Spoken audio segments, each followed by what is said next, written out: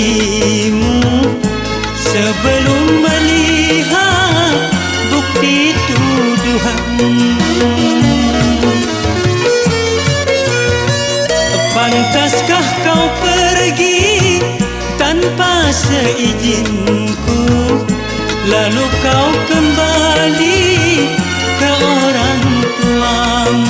Mengapa pungkiri atau kau tak sudi? Mengapa kau lari?